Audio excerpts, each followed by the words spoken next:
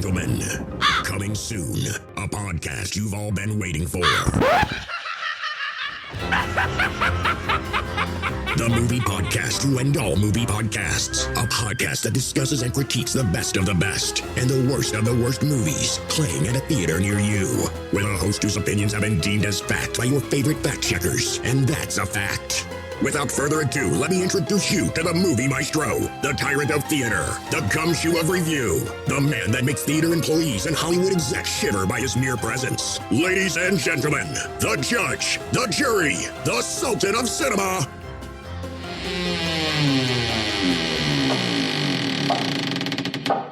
Justin Henson! Welcome to the Movie Wire.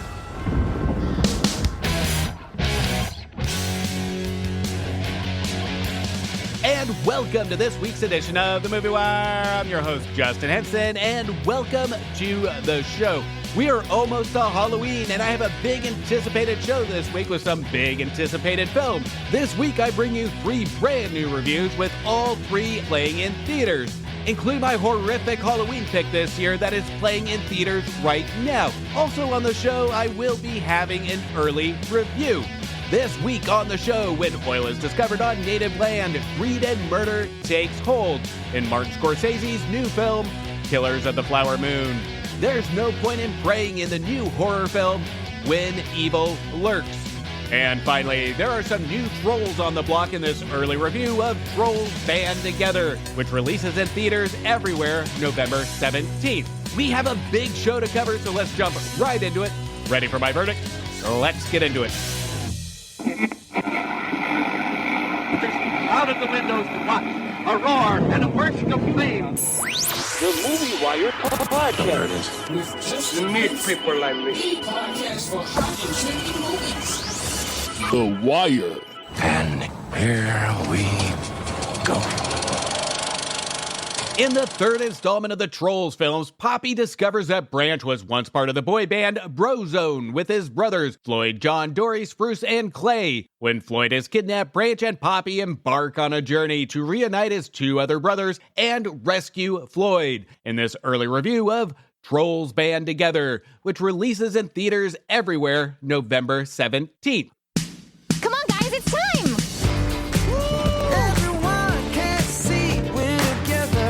Poppy, we're gonna be late to the royal wedding. Let's go get married. Branch! What? I mean, let's get Bridget and Crystal married. Yeah. Oh, because it would be weird if we got married. Yeah, Wow. so weird. Blech. Oh boy, that was a crazy bachelor party. Cloud guy don't feel so good. Tiny diamond, you make the cutest little flower boy. Come on, Daddy. I'm the cutest little flower man. Dearly beloved, we are gathered here today to Stop the wedding! I'm John Dory, Branch's long lost brother. What? Drama. Corn me, Dinkles. You're the guy from Brozone. We were just listening to them. Zone's back. All right. Baby Branch! But that's all in the past. Branch! How come you never told me you had a secret brother? Correction. Used to be my brother. My brothers walked out on me and never came back. Branch, we're out of sync. We've gone from boys to men, and now there's only one direction for us to go. The back streets. Branch, it's time we find the rest of our brothers and get the band back together. We're gonna have the best family reunion ever. Brozone 2.0. Brozone reunion. Brozone, here we bro again. Brozone, where'd they bro? I don't know. We're gonna find them! All right, Tiny, Branch, Poppy, and this random dude on another musical adventure. Oh, hey, Tiny, you see that button right there? Oh, you mean the button that's sticking to every fiber of my being not to press? Press it. Oh, ho, ho!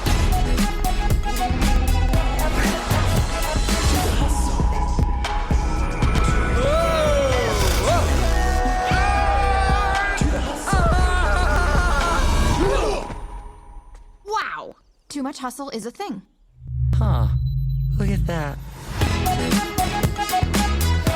Branch and Poppy are back in the third installment, voiced again by Justin Timberlake and Anna Kendrick. Now, in my last episode, I reviewed the new Paw Patrol movie, and I think I may have jinxed myself. I praised Paw Patrol for making the kids the main focus with a message that speaks directly to them without being tempted to balance the entertainment value between kids and adults. And I also spoke to the trouble we have now with a lot of studios that try and combine family and kids movies to try and appease both. And a lot of the times when this happens, we run into the final result that it just makes it feel like another generic story with a lot of color, sugar rush editing, and a lot of subtle adult jokes. Now, there is nothing subtle about Trolls Band Together, which pushes the envelope on some adult themes and humor, pushes the sugar rush editing, and of course surrounds a plot to appease those that grew up in the boy band era. This is what Trolls Band Together delivers for kids and families. For kids, we get a simplistic rush plot, hyperactive editing, bright colors, familiar characters, and messaging that takes a backseat to everything else the film finds more important. And the everything else isn't even that good. For us adults, we get adult humor, nostalgic music, a loaded voice cast, and again, a lot of these elements are not even that good, especially when it comes to the adult humor, where most of the humor plays more on the awkward side, where in my theater, while I'm sitting in the back, I can see all the parents' heads turn in unison to look at their children's reactions, to see if they caught the not-so-subtle adult themes and humor that the film presents. From censor black boxes to cover swear words, from teenage newlyweds Bergens asking to make out to hallucinogenic visuals. When it comes to trying to appease kids and adult, Trolls Band Together doesn't push anything subtle. Now, Trolls Band Together is written by Elizabeth Tippett, who wrote the previous entry of the Troll films, Trolls World Tour, and we also bring back returning directors from the previous Troll films, Walt Doran and Tim Heights. Now, when we take these returning filmmakers, there is a level of complacency with Trolls Band Together that we can visually see and feel. When we take this animated story that's so simplistic, but it's only simplistic because it seems to be the only way to have the writers build a movie surrounding a boy band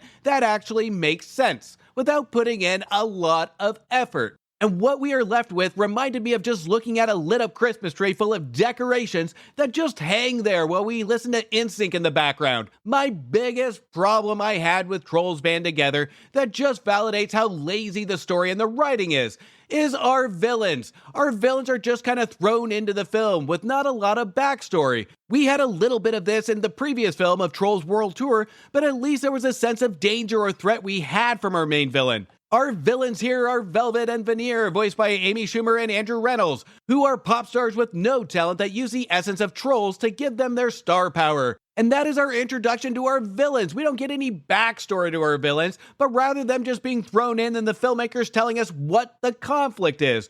Our villains don't even get enough screen time to really build upon a threat. The film is treated almost like a video game where our trolls have to go through obstacle to obstacle to reach our main villains for the final face-off. The only difference is that the levels are faced with uninteresting and quickly resolved sub-conflicts that's full of boy band references and one-liners. Now, when we finally do reach the climax, I have to say, I actually really enjoyed this climax. I had a lot of fun with this and the musical inclusion, which involves a chase with our villains. I enjoyed it to the point I wish I could have hit the rewind button and watched it over and over again. But this isn't because the climax was earned. It's not because the movie did a great job building this spectacular climax. It's because the written choreographed musical scene was just a lot of fun to watch. Just like watching a good music video. It was a great song, it had great visuals, and it's over in just a couple minutes. The music mix built excitement, it was fun to look at, and it was fun to listen to. Trolls Band Together had two memorable musical numbers that are really well choreographed and a lot of fun, including a fun rendition of 9 to 5, voiced by Zozia Mehmet, who plays Velvet's and Veneer's assistant, Crimp. I have to say that I have a soft spot for animated movies that include some nostalgic music that we can share with our kids. For example, I love the music inclusion of the Sing movies, even though I wasn't a huge fan of the second installment, and I did like the other two Troll films. And here, I actually can respect the music inclusion along with the visuals. I can respect the mix of the older genres of music in these films, especially with Troll Band Together. I think the filmmakers, when it comes to Trolls Band Together, played it too safe and too lazy because a lot of this music does have some really strong messaging, and they have a lot of music to pick from. There's a lot of inspiration to come from these songs to build a story around these characters. Even more so when we look at the previous two films. There's a lot of material that the filmmakers could have utilized, and what we are left with is a taste of disappointment in my mouth after leaving Trolls Band Together, especially after witnessing the engaging chase scene at the end. The film truly suffers from a writing problem and really doesn't know how to truly utilize the music in creating a memorable feeling or film, except encouraging viewers to buy the soundtrack, which I am sure many will do after walking out of Trolls Band Together. And I'm sure we'll be hearing the new NSYNC song played over and over and over again from kids, teenagers, and some adults like myself. The music isn't a question here. The animation isn't a question here. These are all good, but Trolls Band Together feels like a third installment that feels exhausted. It's like going somewhere you really don't want to be and being told to smile and act happy, and you have to be there for a few hours while everybody decides to talk to you about utter nonsense that you could care less about, and by the end of it, you feel mentally exhausted. But at the same time, it is a 90-minute long music video, and honestly, I will actually be downloading the soundtrack. For the most part, this will not inspire kids, it won't motivate kids, it won't even give a clear message, but rather give them a couple hours of mind-numbing, toe-tapping entertainment that may have its moments of parents cringing, but at the same time of tapping their toes. I'm giving Trolls Band Together 2 stars. Let's all go to the lobby. Let's all go to the lobby. Now, before we get into the rest of the show, make sure you check out my reviews on previous episodes for movies that just became available to rent, buy, or stream now. Now available, witness the return of Jigsaw in Saw 10, which trapped me in its story, receiving 3 stars. 2 girls disappear and return 3 days later with no memory, but they brought back a demon. And another sequel to The Exorcist in Exorcist Believer, which made me want to see a priest to confess how bad this movie really was, receiving 1.5 stars. He's a superhero whether he likes it or not in Blue Beetle, which was stylish, but the rest of the cast was more fun than our actual hero. Blue Beetle bugged me enough to only receive 2.5 stars. Based on a true story from Gamer to Racer and Gran Turismo, which kept hitting the brakes, receiving 2 stars. And finally, She's Everything and He's Just Ken, and one of the biggest surprises and hits of the year is Barbie, which was more than just Hollywood plastic, receiving 3.5 stars. Make sure you catch up on those reviews, and while you do, don't forget to hit follow or subscribe, and don't forget to leave me a review on Apple Podcasts or Spotify. Now, because it's almost Halloween, means it's time for me to binge one of my favorite podcasts. You give me something a little sweet and something to make me look over my shoulder. It's one of the best crime podcasts you can listen to right now. And that's with Ann and Karen over at the Sugar Coated Murders podcast. Make sure to check out that podcast, and make sure you don't forget to pick up a copy of their book, Click, Click, Click, which is an amazing read. I couldn't put it down. But let's hear from these lovely ladies now.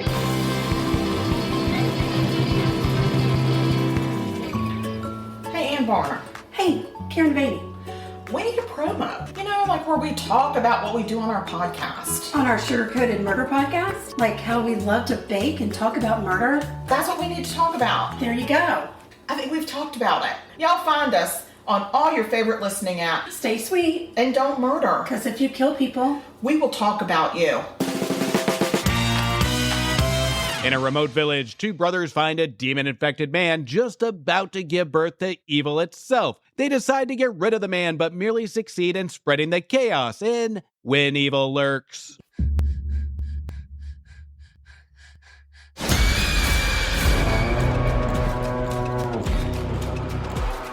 Hay un embichado en el pueblo. Estás asustando a mi familia. ¡Lo vi con mis propios ojos! ¡Estuve con él! Esto va a ser un infierno.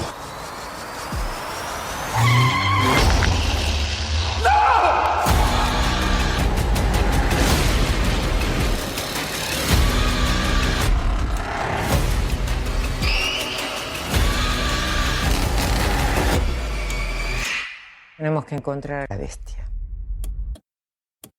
antes de que nazcan más.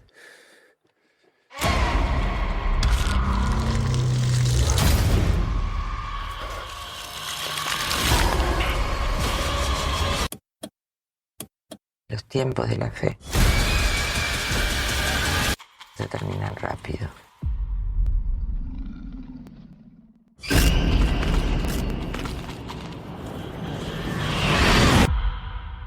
Now, writer-director Damian Rudna can give Exorcist Believers director David Gordon Green a few pointers on how to create a possession movie that truly knows how to possess an audience and really get underneath our skin. Our writer-director Damian Rudna, who did 2017's Terrified, takes us on a horrific journey that crawls into our head, tenses every muscle from the first 10 minutes and doesn't let go until the final moments of the film. Here is what I love about Rudna, is a mere fact in his work we can see him challenge himself and adapt to his strengths in filmmaking. It is apparent that he doesn't really care about who finds his movies offensive or shocking, and he has actually earned the right to have this level of confidence because he doesn't add anything shocking into his films just to say he adds them. He has a level of skill and he adds purpose along with supporting it with natural fear. Now, When Evil Lurks does add a level of extremeness and horrific scenes that some viewers might call tasteless, senseless, especially with his use of utilizing children in an attempt to gain some truly chilling moments.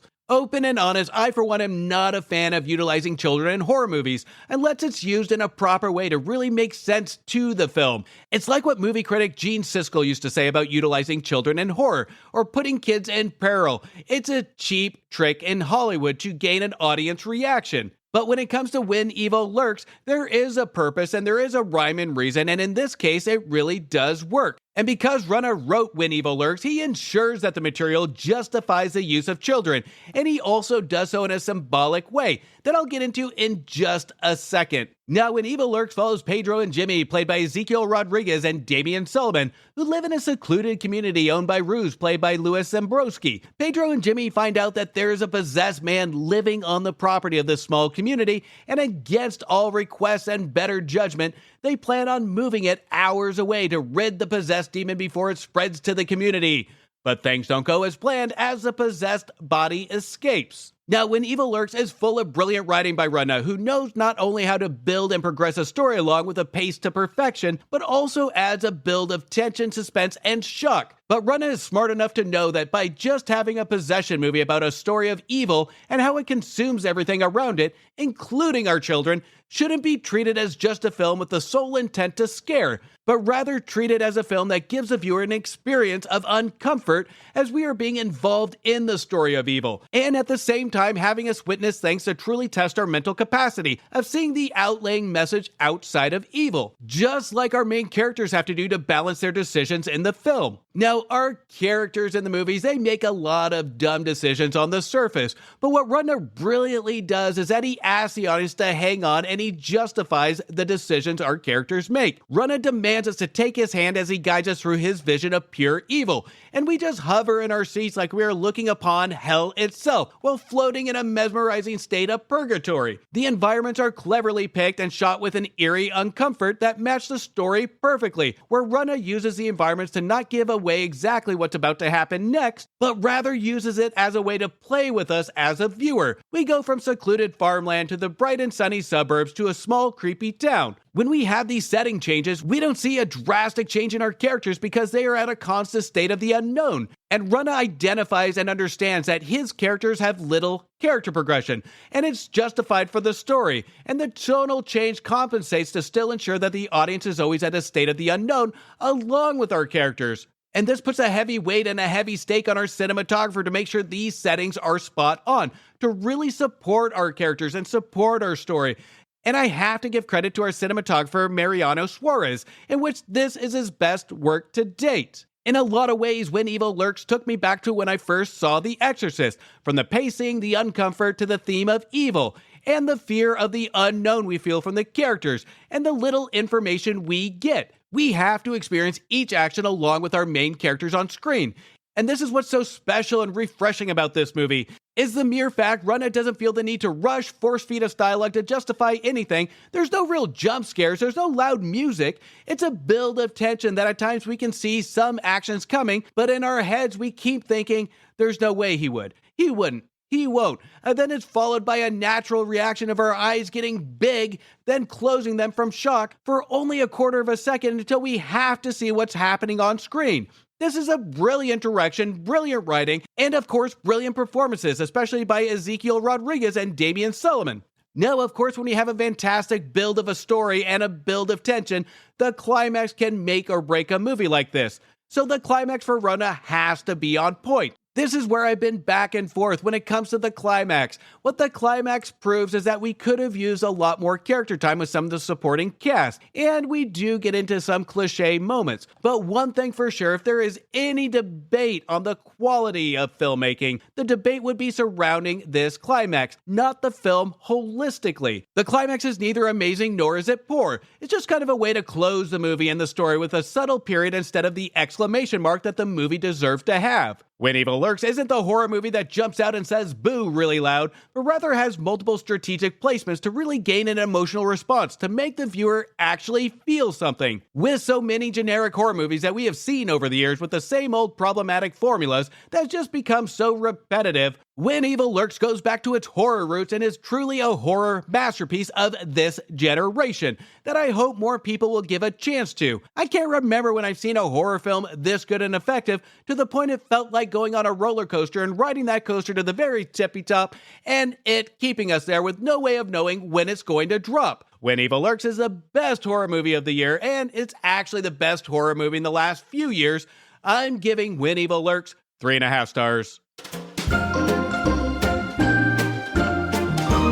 So hard to keep track and even have time to read all the trending topics on the web. Now there's a new app to help with all of those problems. Newsly is an audio app for iOS and Android. It picks up web articles about the most trending topics on the web at any given moment and reads them to you in a natural human voice. For the first time in the history of the internet, the entire web becomes listenable. Browse articles from topics you choose and start playing. You can follow any topic as specific as you like, from sports, science to Bitcoin. You can even follow Kardashian. It will find you the latest articles and read them to you out loud. And guess what? They have podcasts as well. Explore trending podcasts from over 50 countries. The Movie Wire is now a featured podcast on the Newsly app. Download and use Newsly for free now. The link will be in the description of this episode. You can also use one of my promo codes that you will find in the description as well to get you a 1-month free premium subscription. Stop scrolling, start listening, download Newsly today.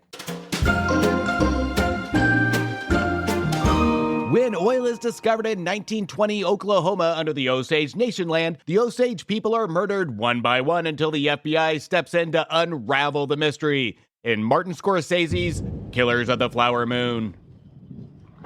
You know, you got nice color skin. What color would you say that is?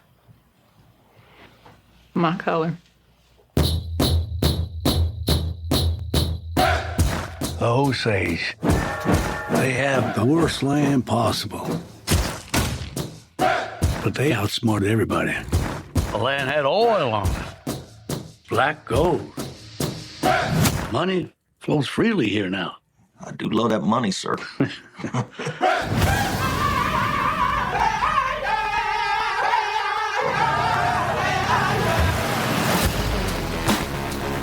This wealth should come to us.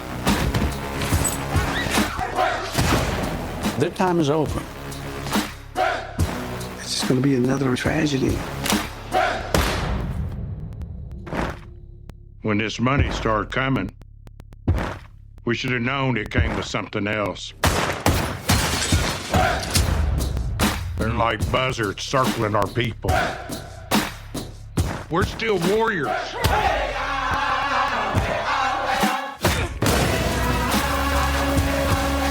I ought to kill these white men who killed my family. I need you here. I am right here. You've got to take back control of your home. I was sent down from Washington, D.C. to see about these murders. See, what about them? See who's doing it.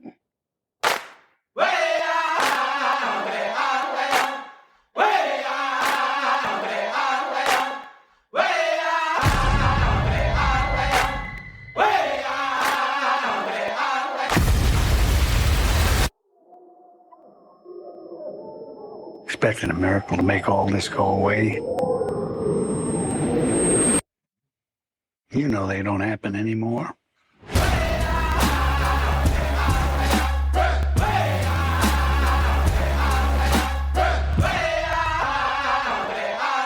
Now, there is a respect and love that I have for Scorsese's skill and talent when he is sitting in the director's seat. his eye for the perfect shot, the perfect frame rate to complement the vision he is aiming for, and his character direction. I could go on and on. Directors carry a big burden of responsibility on whether a film is considered good, great, life-changing, or just worth seeing at home or in the theater. And now that we're in the back half of the year, this is where people start to question, will this be a nominee for Best Picture of the Year? You take a Scorsese film, you put Leonardo DiCaprio, Robert De Niro in it, make it a period piece, and the automatic reaction to most that follow film is that this will be it. Everybody move aside. This is going to be the front runner for the next Academy Awards. Now, just recently I had a long conversation with an old film mentor of mine about the placement or inculcating of a positive opinion of a film solely based on subject matter and not substance, along with the first few reviews a film receives from critics, and how subject matter of our past combined with the first set of reviews can create almost a domino effect of public vocal opinions on how we view a film, where there are times where some may be tempted to look at a film and say, it was good just because everybody else says it's good, or it's great just because the amount of seasoned talent attached to it has to be good, or it's a period piece with horrific subject matter from our past, and us as humanity with emotion and empathy think we may be a horrible person or get a sense of guilt if we don't agree this film is good, just solely based on the images we see on screen with the messaging. If we hear a film is good, we are subconsciously going to pay attention to why or what makes this movie good. And at times the movie may not be any good, but we are so actively looking for the good things and not paying attention to the way the movie makes us feel. And at times the movie may not be any good, but we are so actively looking for the good things and not paying attention to the tiny details, and more importantly, the way the movie makes us feel naturally. This is why one of my rules is not to read or avoid reviews or information before I see a film. And now I just got out of my second viewing of Killers of the Flower Moon, and I am still pondering this film. This has all the elements and pieces to it that I might appreciate it more over time and with more viewings. But as of now, I'm at a constant tug-of-war between my thoughts of it being a beautifully crafted looking Scorsese film with outstanding use of frame rate and cinematography by Rodrigo Prieto. The film looks absolutely beautiful, but when we run into the actual storytelling piece of it, this is where Scorsese film slaps a big question mark on how effective this movie truly was. Will this movie show up to the Academy Awards in numerous categories, including Best Picture? You can almost bet on it, especially given the amount of quality pictures that have come out this year. And when it gets nominated for Best Picture, cause it will I agree with it? The answer is, I don't know. Let's wait till the end of the year. But there is one category that I will be keeping my eye on that this movie deserves to be on, that 100% deserves to have a nomination. But I'll get into that in just a second. Now, Killers of the Flower Moon is adapted the book almost by the same name. Killers of the Flower Moon, The Osage Murders, and the Birth of the FBI by David Gran, and adapted to screen by Eric Roth, recently from Dune and A Star is Born, alongside Martin Scorsese himself. Now, Scorsese shows a complete level of respect for the Osage people, and as a viewer, we can tell the amount of time and detail went in to get it right. And at times, this is done almost too well, where Scorsese assumes we know the Osage and we know the story behind it. This leads to some moments of confusion in the first half of the movie of our character's intent. And at times, even the traditions of the Osage people, I wish I would have gained more knowledge for.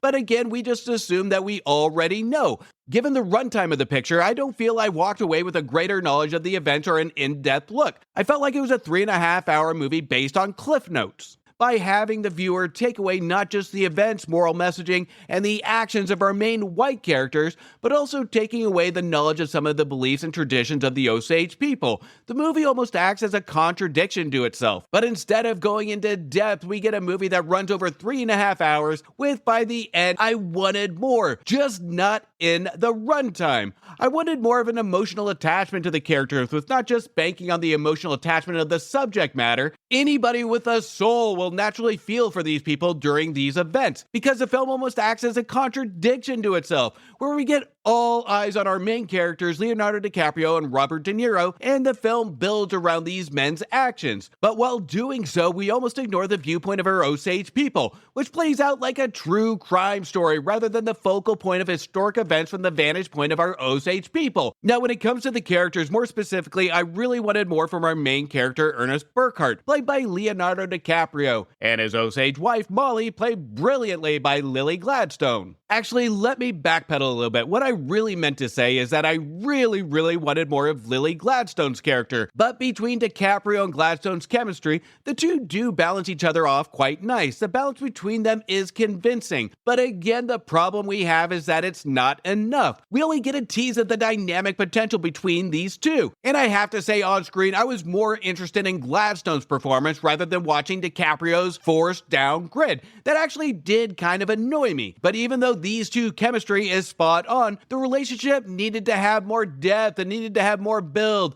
And dare I say it, for a 3.5-hour runtime, the relationship needed more screen time. Lily Gladstone is hands down one of the most memorable performances of the film. And if she doesn't show up for Best Actress during Oscar time, I will be utterly shocked. She gives one of the best performances I have seen this year. Now, part of the problems with Killers of the Flower Moon is in the first half of the movie, where the first 2 hours it takes forever to really attempt to build anything, and as we compare it to the second half of the movie, I got the feeling that the second half is the pacing and writing of what the entire movie should have been. But in my contradiction to the last 90 minutes, we do see a lot of details in the dialogue and shots from Scorsese films past, and to me that made it seem a little too safe. But regardless, it's great direction, so I didn't mind it that much, because this is where Scorsese's storytelling really is showcased. The first half of the picture was dedicated to creating breathtaking, stunning visuals of perfection, utilizing all the elements of brilliant filmmaking, from the perfect shot, picking a brilliant frame rate, to the memorable settings. The first half is Scorsese's visual talent, and the second half is Scorsese's engulfing way to tell a story. And this is my main problem with Killers of the Flower Moon,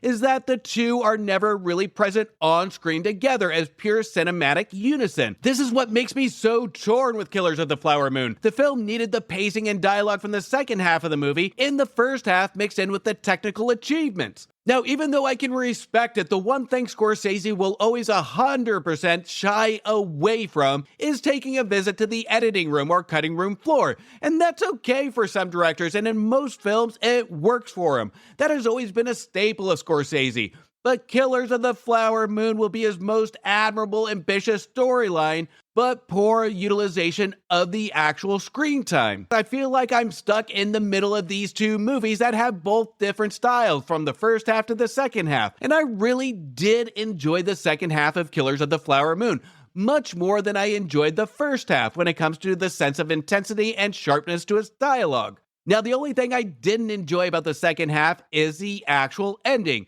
And again, the technical aspects of it looks good. The color utilization's good. The shots are good. And it actually has a great idea. I can see Scorsese's intent, but the execution, he's not reading the room. After an audience sits for 3.5 hours, the ending acts as almost a middle finger to the audience rather than a conclusion.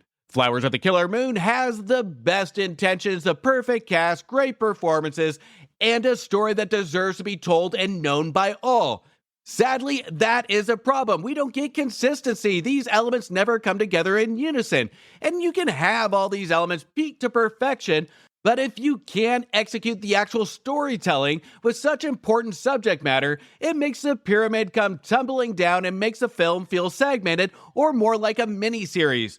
Holistically, Killers of the Flower Moon checks all the boxes, but sadly the boxes are out of order. And at 3.5 hours, some might find that long. And given what's presented to us, yes, 3.5 hours is long given what is presented to us. But with me, I didn't mind the runtime so much because there is a lot to like to even love in this picture. But if I have to cherry pick certain elements that I like and it all just doesn't flow together to a main focal point of storytelling, then that makes it a good film with great intentions and passion behind it, but not a great film in terms of storytelling. I'm giving Killers of the Flower Moon 3 stars. And that's a cut on this week's edition of The Movie Wire. I want to thank you for listening and thank you for your support. You can also show support by following me on Instagram, Blue Sky, X, Thread, Facebook, TikTok, and Letterboxd at Movie Wire Show. I hope everybody has a safe and fun Halloween. Until next week, do me a favor, make sure you stay for after the credits to show the respect to those that put their blood, sweat, and tears into making a feature film and support your local movie theaters. A verdict has been made on this episode of The Movie Wire by your host, Justin Henson. He thanks you for listening to the show. You can follow Justin on Instagram and Twitter at Movie Wire Show or visit his website, www.themoviewire.com. Oh, and don't forget to leave a review on Apple Podcasts and Spotify. I'm sure he'd love to hear from you. Until next time, we will see you at the movies. Thank you for bringing me to the movies.